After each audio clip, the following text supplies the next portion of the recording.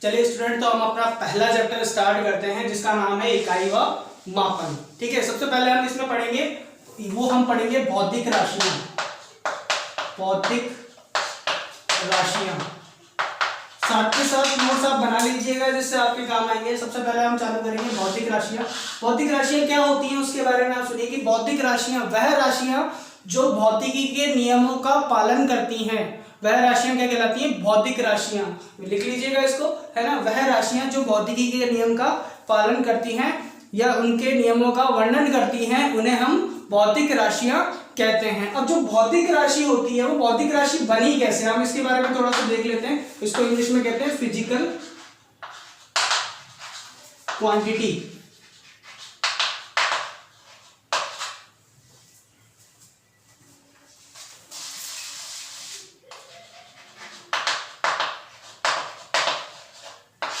Physical quantities. ठीक है, तो हम भौतिक राशियों के बारे में पढ़ते हैं। जो भी कोई भौतिक राशि होती है, भौतिक राशि क्या होती है उसके बारे में देखिए।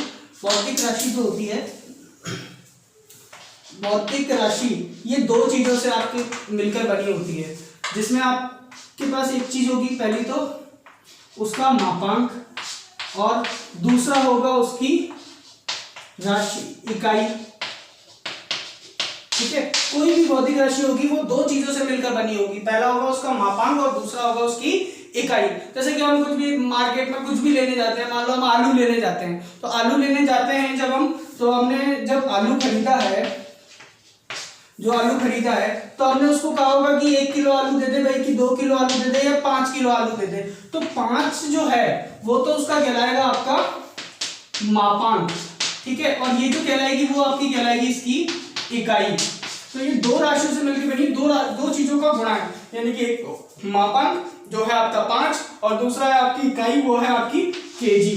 केजी आपकी इकाई है, क्योंकि आपने ऐसा तो बोलोगे नहीं आप जाके कि आप 5 आलू दे दो भाई, 5 आलू नहीं ले सकते। या दूध लेने गए, ऐसी कोई भी क्वांटिटी हुई या कोई भी राशि हुई, तो आपको उसकी इकाई और उसका परिमाण दोनों चीजें आपको उसको स्पष्ट रूप से बतानी पड़ेगी। जब जाके जो क्वांटिटी बनेगी उसको हम क्या कहेंगे? उसको हम कहेंगे भौतिक राशि। जैसे हम कोई भी चीज लेने जाते हैं मार्केट में, तो उसको आपको वर्णन करना होता है उसके किसके साथ में? मापांक के साथ में और उसका इकाई के साथ में, दोनों चीजों का वर्णन किया जाता है। अब जो भौतिक राशियां हैं, तो राशियों के बारे में बात हुई, तो राशियों के बारे में थोड़ा सा हम देख लेते हैं। राशियां जो होती हैं,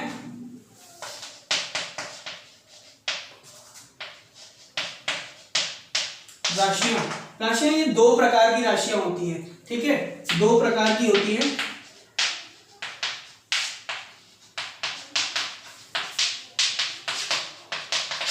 एक तो होती है आपकी, पहली आएगी मूलभूत राशि।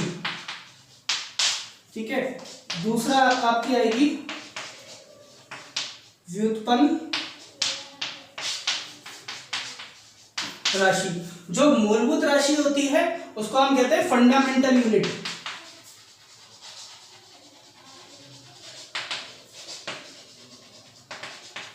और जो व्युत्पन्न राशि होती है उसको कहते हैं डिराइव्ड यूनिट। ठीक है, मूलभूत राशियां और व्युत्पन्न राशियां, दो तरह की राशियां होती है। एक तो होती है पहली मूलभूत राशि, दूसरी होती है आपकी व्युत्पन्न राशि। अब इन दोनों राशियों में क्या फर्क है? मूलभूत राशि, परिभाषा लिख लीजिए कि मूलभूत राशि वह राशि होती है जिनको किसी से व्युत्पन्न नहीं किया जाता है, जो स्वयं अपने आप में एक राशि होती हैं, उनको हम क्या कहते हैं? उनको हम कहते हैं मूलभूत राशि। जो किसी और पर निर्भर ना करती हो, किसी और राशि पर जो निर्भर नहीं करती हैं, वह राशियां क्या कहलाती हैं? आपकी मूलभूत राशियां कहलाती है। मैं भी एग्जांपल दूंगा, आपको क्लियर हो जाएगा। और दूसरा जो होता है वो होती है व्युत्पन्न राशि। व्युत्पन्न राशि क्या होती है? वह राशियां जो किसी अन्य इकाइयों पर निर्भर करती हैं, ऐसी इकाइयां आपकी कहलाती हैं व्युत्पन्न राशियां। इनको दूसरी राशियों से व्युत्पन्न किया जाता है। ठीक है, इनके मूलभूत इकाइयों के आपको मैं एग्जांपल लिखवा देता हूं कि मूलभूत इकाइयां कौन कौन सी होती हैं। पहला है आपका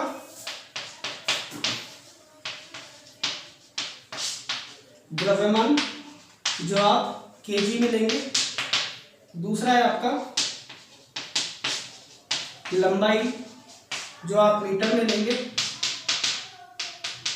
ठीक है, तीसरा है आपका समय। ये तीनों इंपॉर्टेंट है।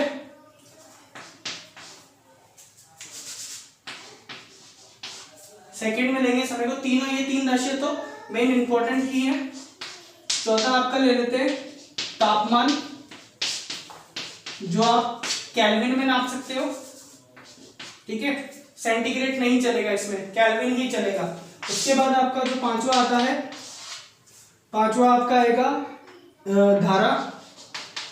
धारा मूल राशि है, तो इसको हम एम्पियर में नापेंगे, ठीक है। छठा जो आएगा आपका वो आएगा प्रदीपन तीव्रता, इसको हम कैंडेला में नापते हैं, CD इसको लिखा जाता है, कैंडेला में नापते हैं। और छठा जो होता है, सातवां जो आपका होगा वो होगा पदार्थ की मात्रा, ये आपकी चलती है मोल में, ठीक है। यहां तक तो क्लियर है। ये तो आपने सुनी होगी, धारा मूल राशि है, द्रव्यमान, लंबाई, समय, तापमान, ये सारी मूल राशि है। ये थोड़ी सी एक नई राशि आ गई प्रदीपन तीव्रता, तो इसके बारे में आपको बता देता हूं। प्रदीपन तीव्रता क्या होता है, जैसे कि कोई दो ट्यूबलाइट जल रही है, एक ट्यूबलाइट ज्यादा रोशनी दे रही है और एक ट्यूबलाइट कम रोशनी दे रही है, तो हम कैसे नापेंगे कि कौन सी ट्यूबलाइट कितनी ज्यादा रोशनी दी है। तो हम प्रदीपन तीव्रता का मतलब ये है कि हम उसकी तीव्रता नाप सकते हैं कि किसी बल्ब में ज्यादा रोशनी आ रही है, कितनी ज्यादा आ रही है, एक बल्ब से कितनी ज्यादा रोशनी, कितनी दुगनी आ रही है, तीन गुनी आ रही है। तो उसको नापने के लिए जो राशि प्रयुक्त की जाती है वो है आपके कैंडेला। ये ज्यादा इंपॉर्टेंट नहीं है, लेकिन इसके बारे में थोड़ा सा कभी पूछ लिया जाए, ये आगे ज्यादा काम में नहीं आएगी। उसके बाद आती है पदार्थ की मात्रा, ये आपकी केमिस्ट्री में ज्यादा काम में आती है, जिसको मोल में नापते हैं, ठीक है।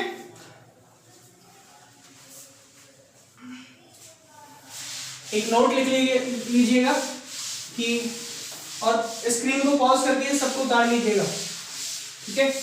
और एक नोट लिख लीजिएगा कि इन राशियों के आधार पर, मूलभूत राशियों के नाम से ही जाना जाता है, इन राशियों को मूलभूत राशियों के नाम के आधार पर ही जाना जाता है, ठीक है। अब दूसरी बात करते हैं हम कि व्युत्पन्न राशि क्या होती है। व्युत्पन्न राशि मैंने आपको बताया, व्युत्पन्न राशि जैसा नाम से क्लियर है, व्युत्पन्न राशि जो होती है वह राशियां जो किसी अन्य राशियों पर निर्भर हों, जिनको किसी अन्य राशियों से व्युत्पन्न किया जाता है, ऐसी राशियां क्या कहलाती हैं, व्युत्पन्न राशियां कहलाती है। अब इसमें कौन कौन सी राशियां आती है, परिभाषा लिख लीजिएगा, मैंने बोली अभी, ठीक है। इसमें कौन कौन सी राशि आती है, जैसे कि हम कह देते हैं कि वेग जो है एक व्युत्पन्न राशि है। तो ये कहां से उत्पन्न हुई, वेग का सूत्र क्या होता है, विस्थापन बटा समय, ठीक है। तो ये व्युत्पन्न राशि, क्योंकि विस्थापन को हम जो नापते हैं वो नापते हैं मीटर में, और समय को नापते हैं हम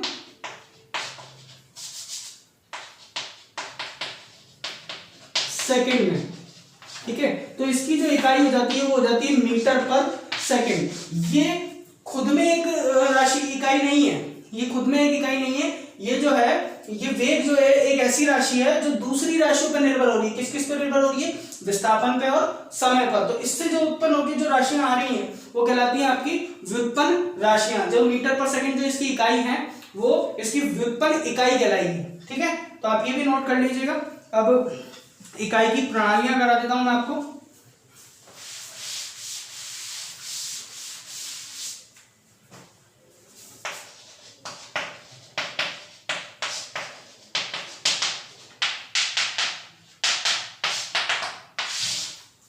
देखिए, आपकी जो इकाई की प्रणाली है वो एक तो आएगी एमकेएस, ठीक है, एमकेएस का मतलब क्या है, और दूसरा है सीजीएस, और तीसरी आएगी एफपीएस। ये मेन है, ठीक है। तो एमकेएस को लेके ही हम चलेंगे सब जगह कि एमकेएस पद्धति में। हालांकि एक और आती है आपके एसआई इकाई। एसआई इकाई जो है वो पूरी की पूरी फॉलो करती है किसको, एमकेएस को, है ना। तो एमकेएस में ही वो सारी की सारी इकाइयां आ जाती है जो एसआई में आती हैं। तो हम देख लेते हैं एम का मतलब क्या है। एम का मतलब है आपका कि जहां पे लंबाई को मीटर में नापा जाए। एम का मतलब है आपका लंबाई को मीटर में नापा जाए, यानी कि मीटर। फिर के का मतलब है वहां पे द्रव्यमान को किस में नापा जाएगा, किलोग्राम में, यानी कि ये किलोग्राम, और समय को सेकंड में। तो ये हो गया आपके एम के एस, ये पत्ती, जहां जहां पे लंबाई को मीटर में नापा जाएगा वहां पे द्रव्यमान को किस में नापा जाएगा, किलोग्राम में, और टाइम को, समय को सेकंड में नापा जाएगा। ठीक है, इसी तरह से आता है सीजीएस, वहां पे लंबाई को सेंटीमीटर में नापा जाएगा और द्रव्यमान को जो नापा जाएगा वो ग्राम में नापा जाएगा और ये सेकंड में ही चलेगा। ये तीनों पत्ती में समय जो है वो सेकंड में ही चलेगा। हालांकि मैं इसके आगे एग्जांपल करा दूंगा, आपको और ज्यादा क्लियर हो जाएगा। ठीक है, तो उसके बाद आएगा आपके एफपीएस। एफपीएस में जो लंबाई जो होती है वो आपकी फुट में चलेगी। ठीक है, और जो वेट होगा आपका, वजन, वो आपका पाउंड में चलेगा और समय जो चलेगा आपका वो सेकंड में चलेगा। ठीक है, तो ये जो आपकी ये इकाइयां हैं, इकाई की प्रणाली है। 3 तरह की प्रणाली चलती है बेसिकली। ये प्रणाली में नहीं आएगी, इसको हम कहते हैं अंतरराष्ट्रीय प्रणाली।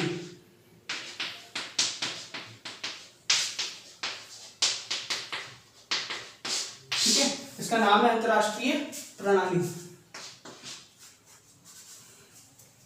ठीक है, इसको नोट कर लीजिएगा, स्क्रीन को पॉज करके।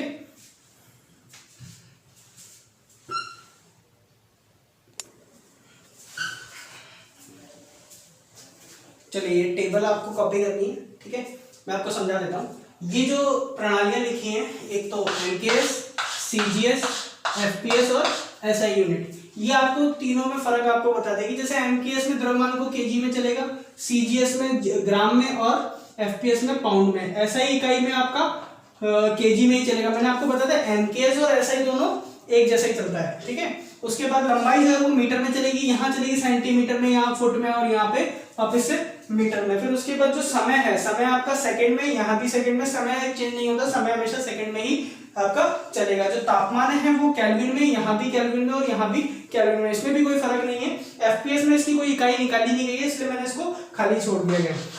ठीक है, उसके बाद आती है विद्युत धारा। विद्युत धारा ये एम्पियर में नापता है, इन दोनों में कोई इकाई नहीं नापी गई, स्टैंडर्ड इसको एम्पियर ही माना गया है। ठीक है, उसके बाद आती है प्रतिपन्न तीव्रता, जिसके लिए आपको स्टैंडर्ड में कैंडेला माना गया है, और पदार्थ की मात्रा जो है वो मोल, जो केमिस्ट्री में आपके काम में आएगा, उसी तरह से आपको इसको माना गया है। ठीक है, तो आप इसको पॉज करके आप इस पूरी टेबल को नोट कर लीजिएगा एक बार।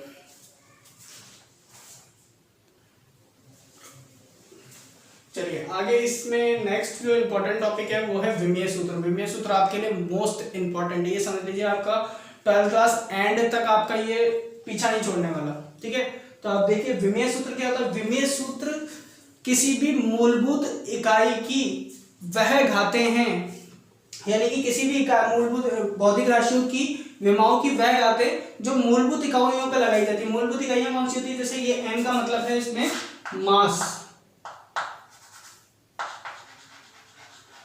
यानी कि द्रव्यमान। ठीक है, उसमें द्रव्यमान कितनी बार आ रहा है तो उसको घातों के रूप में हम व्यक्त करते हैं। एल का मतलब है लंबाई या लेंथ,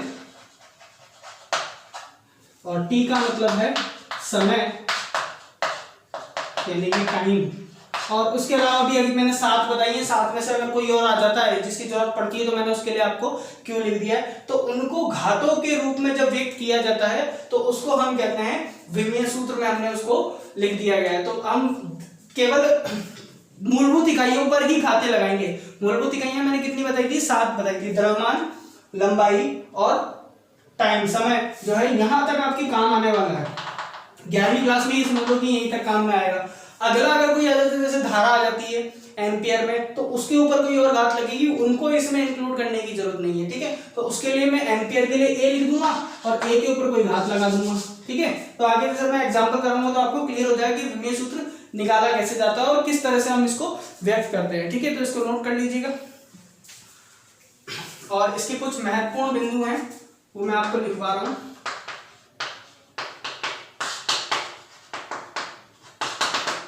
लिखिएगा इसको। पॉइंट नंबर 1, किसी भौतिक राशि की विमा, किसी भौतिक राशि की विमा इस बात पर निर्भर नहीं करती, इस बात पर निर्भर नहीं करती कि भौतिक राशि की इकाई, कि भौतिक राशि की इकाई किस प्रणाली में, किस प्रणाली में व्यक्त की गई है। इसका मतलब यह है कि आपकी कोई भी भौतिक राशि हो, चाहे वो सीजीएस में हो, एमकेएस में हो या एफपीएस में हो, किसी में भी हो, सबका विमीय सूत्र समान ही आएगा। उसका विमीय सूत्र कभी भी चेंज नहीं होगा, चाहे वो लंबाई किसी में भी व्यक्त हो, ग्राम में हो, वजन या फिर किलोग्राम में हो, किसी में भी आपका जो वेट है वो उसमें व्यक्त हो तो आपका वो उसी में इंक्लूड होगा। उसका विमीय सूत्र कभी भी परिवर्तित नहीं होगा। विमीय सूत्र बेफिक्र रहिए, मैं भी निकालना सिखा दूंगा और चुटकियों में सीख जाओगे आप। ठीक है, तो इसको पहला पॉइंट हो गया आपका। इंपॉर्टेंट पॉइंट आपको याद रखना है कि किसी भी प्रणाली में हो उससे उसके विमीय सूत्र पे कोई भी फर्क नहीं पड़ता है। ठीक है, दूसरा पॉइंट, शुद्ध राशि व शुद्ध अनुपात की कोई भी विमा नहीं होती है। शुद्ध राशि या शुद्ध अनुपात की कोई भी विमा नहीं होती है, जैसे अपवर्तनांक, कॉमा, आपेक्षिक घनत्व,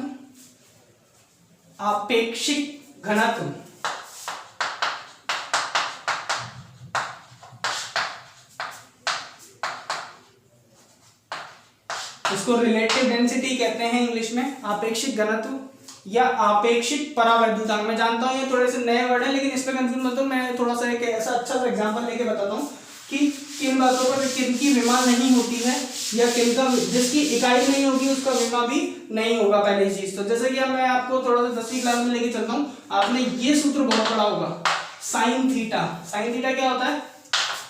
लंब बटा कर्ण। मान लो आपका लंब है 5 मीटर और कर्ण क्या है? कर्ण मान लो कि 13 मीटर। ठीक है, मीटर से मीटर कट गया। अब मीटर से मीटर कट गया तो ये केवल 5/13, ये एक अनुपात है।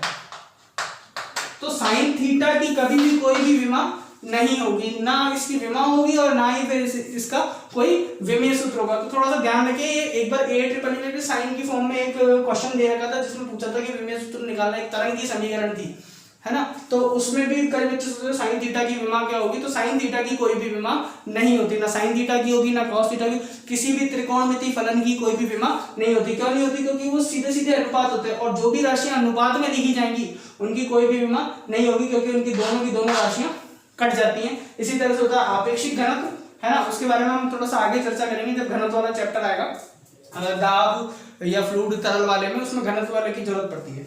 ठीक है, तीसरा पॉइंट लिखिए कि समान विमीय सूत्र वाली राशियां जोड़ी व घटाई जा सकती हैं। इससे इनके विमीय सूत्र पर कोई प्रभाव नहीं पड़ता है। मैं इसका भी एक एग्जांपल बता दूं, समान विमीय सूत्र वाली, जैसे कि मैं कहता हूं कि 5 किलो हम मान लो कि आलू लिया, ठीक है, प्लस 3 किलो टमाटर लिया। पूछा कितनी सब्जी लाए भाई? 8 किलो लाए। तो आपने इसको आसानी से जोड़ लिया, क्योंकि इनकी इकाइयां समान है और इकाइयां समान है तो इनका जो है विमीय सूत्र भी समान है, डायमेंशन फॉर्मूला दोनों का समान है, तो आप इनको जोड़ पाए। लेकिन अगर मैं ऐसे ही कहता कि 5 किलो तो आप आलू लेके आए और 3 लीटर दूध लेके आए, आप जोड़ के बताओ? अब नहीं जोड़ पाओगे ना। क्यों नहीं जोड़ पाए? क्योंकि इनकी भौतिक राशियां दोनों की अलग अलग हैं। ठीक है, तो विमीय सूत्र अगर समान होगा और भौतिक राशियां समान होगी, विमीय सूत्र समान होगा और उनकी इकाइयां समान होगी, तो उन चीजों को आप आसानी से जोड़ सकते हो। बाकी किन्हीं राशियों को आप आसानी से आप इनको जोड़ नहीं पाओगे। ठीक है, चौथा पॉइंट लिखिए कि किन्हीं दो भौतिक राशियों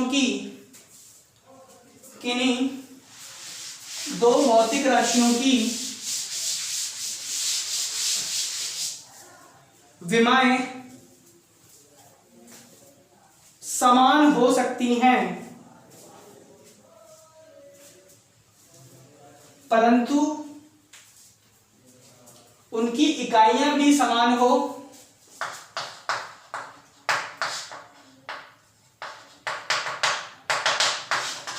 ऐसा आवश्यक नहीं। ठीक है, इसके उदाहरण भी मैं आपको बता दूं, जैसे कार्य और ऊर्जा की जो विमीय सूत्र है वो समान आएगा।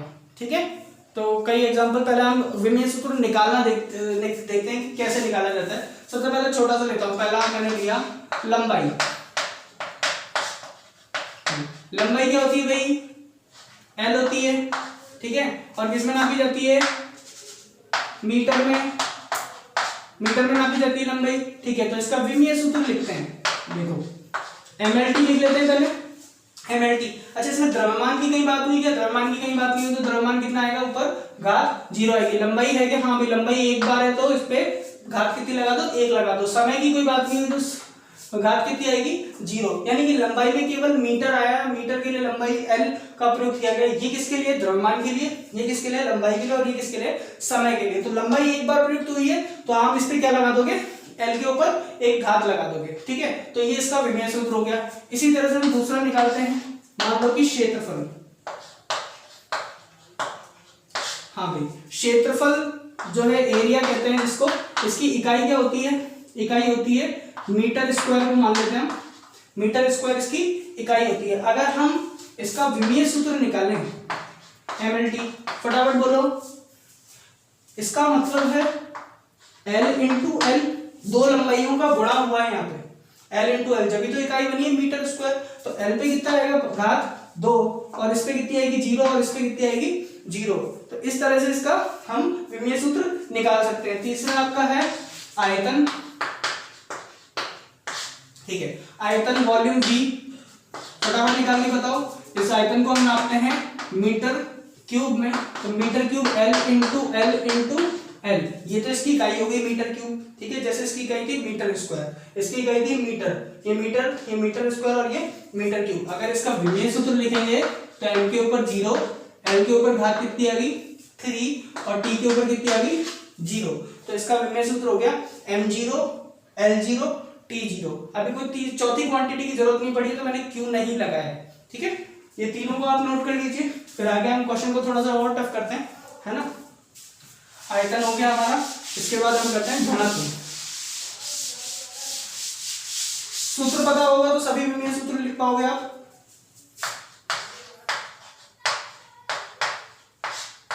घनत्व डेंसिटी डी, ठीक है। घनत्व का सूत्र क्या होता है? द्रव्यमान बटा आयतन, यानी कि m/v, ठीक है। इसका विमीय सूत्र लिखते हैं। अच्छा, इसकी इकाई बता दो फटाफट। इकाई कितनी होगी इसकी? इकाई लिखते हैं। अच्छा, द्रव्यमान को किसके में नापते हैं हम? केजी के अंदर, और आयतन को मीटर क्यूब में। तो इसकी इकाई होगी केजी पर मीटर क्यूब, ठीक है। ये इसकी इकाई होगी। अब हम विमीय सूत्र लिखते हैं। विमीय सूत्र कैसे आएगा?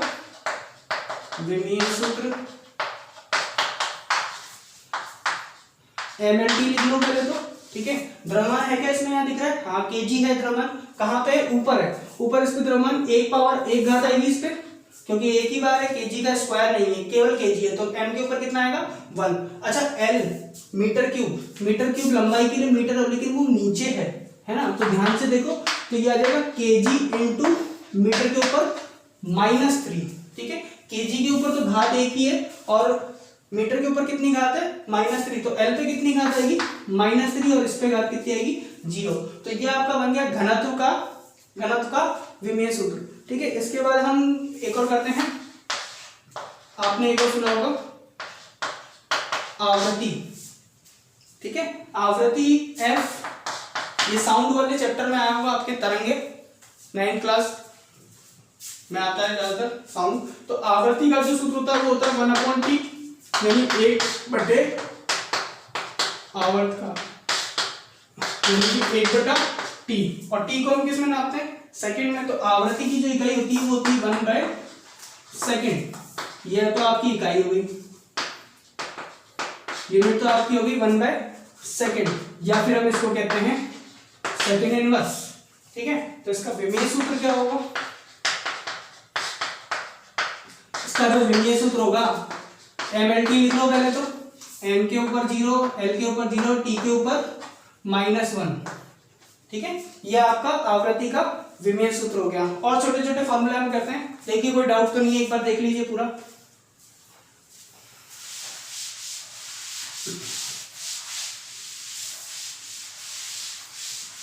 छोटे से शुरुआत करूंगा, बिल्कुल छोटे से आपको देखते जाना है। उसके बाद है आपका कौन सा नंबर हो गया, छठा, ये आपका आएगा वेग, वेलोसिटी, ठीक है। हाँ, तो इसका सूत्र क्या होता है, विस्थापन बटा समय। चलो इकाई निकालते हैं भाई, इसकी इकाई क्या होगी, विस्थापन को हम किस में नापते हैं, इसको हम नापते हैं मीटर पर सेकंड में, यानी कि मीटर पर सेकंड तो इसकी इकाई होगी, है ना, यही पड़ी होगी ना आपने, मीटर पर सेकंड। या फिर इसको हम कह सकते हैं मीटर इंटू मीटर के ऊपर पावर -1। अगर इसका मैं विमीय सूत्र लिखूं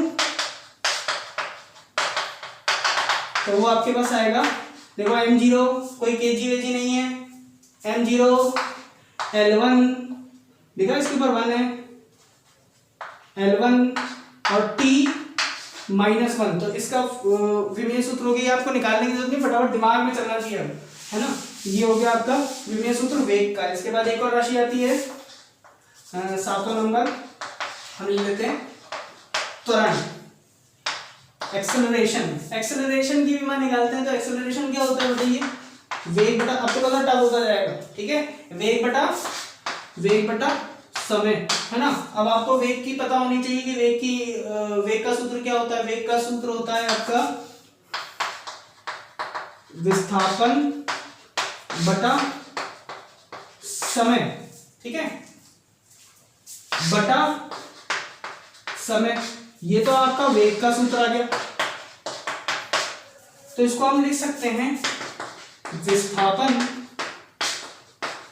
बटा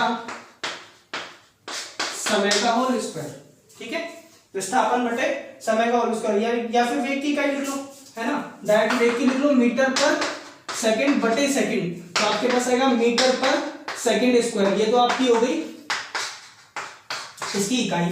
अगर मैं इसका विमीय सूत्र लिखना चाहूं तो m0 L1 और T -2, ठीक है, एक समय और आ गया इसमें नीचे, क्योंकि वेग बटा एक समय का और भाग लगाओगे तो एक टी नीचे आ गया, जो टी ऊपर जाके क्या बन गया, एक और -1 इसके अंदर आ गया, तो ये इसका विमीय सूत्र होगा, ठीक है। इसके अलावा और भी हम सूत्र करते हैं।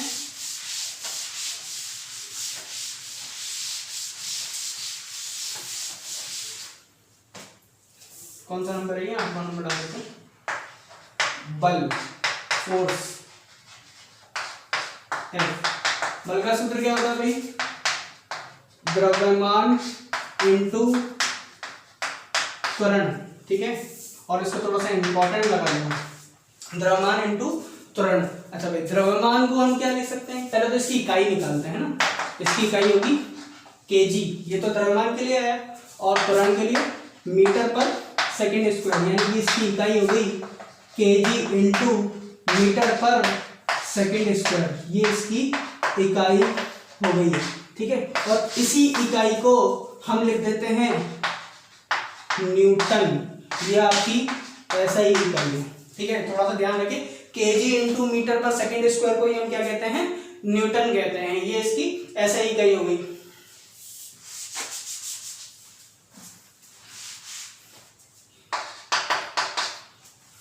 ठीक है, अब इसका विमीय सूत्र लिखते हैं, mLT लिखते हैं। अच्छा, द्रव्यमान आ रहा है क्या, हाँ भाई एक बार ऊपर आ रहा है, यानी कि m1 लंबाई आ रही है क्या मीटर में, हाँ भाई एक बार आ रही है, और t कितने बार आ रहा है, नीचे आ रहा है 2 बार, तो ये आ गया m1 L1 T -2, ये आपका बल का विमीय सूत्र हो गया है, ठीक है।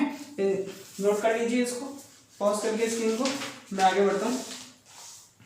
इसके बाद हम निकालते हैं कार्य।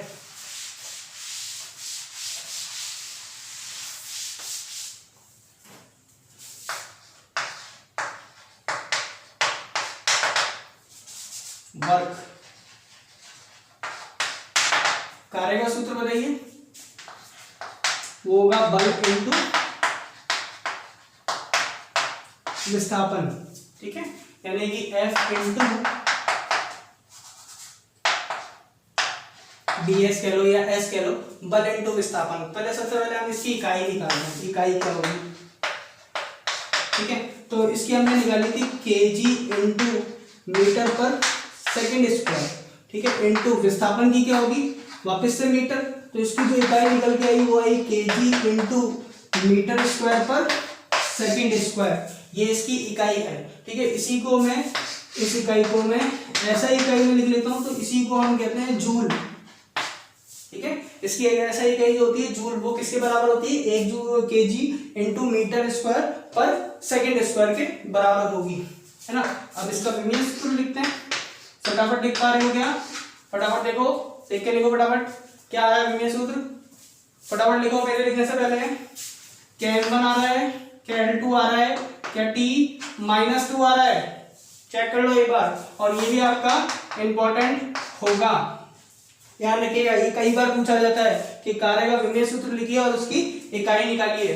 ठीक है, इसके बाद हम आगे बढ़ते हैं, 10th अपना है ऊर्जा। इसके बाद कुछ इंपॉर्टेंट चीजें बताऊंगा, कार्य के बाद हम ऊर्जा पे आते हैं। ऊर्जा जैसे आपने यांत्रिक ऊर्जा पढ़ी होगी, वो 2 तरह की होती हैं, कौन कौन सी होती हैं, फटाफट बता दो। एक तो गतिज ऊर्जा, दूसरी आपकी स्थितिज ऊर्जा। ठीक है, दूसरी नहीं बता रहा, पहले इसका विमीय सूत्र निकालते हैं हम। काइनेटिक एनर्जी, काइनेटिक एनर्जी कितनी होती है, हाफ ऑफ mv², यही सूत्र पढ़ा है, हाफ ऑफ mv²। चलो इसकी इकाई निकालते हैं, 1/2 का क्या करेंगे भाई, इसकी कोई भी इकाई नहीं होगी, नो इकाई, इसकी कोई भी इकाई नहीं होगी। मैंने आपको बताया कोई भी अनुपात वाली राशि आती है तो उसकी इकाई नहीं होती है। तो अब कौन कौन सी बची, m और v²। तो इससे हम m का क्या लिख सकते हैं, kg, और v को क्या लिख सकते हैं, मीटर पर सेकंड, इस पे लगाओ होल स्क्वायर, है ना। वेग को हम क्या लिख सकते हैं, वेग की इकाई क्या होती है,